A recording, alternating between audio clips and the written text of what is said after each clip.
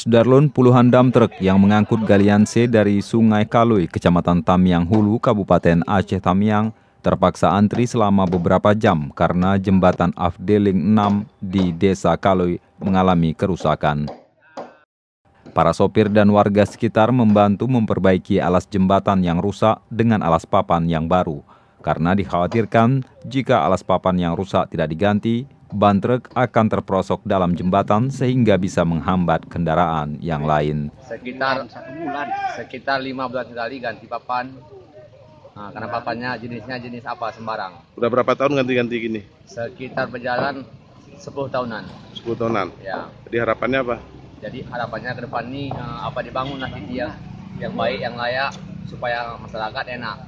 Dari Kuala Simpang, Muhammad Nasir, Serambion TV.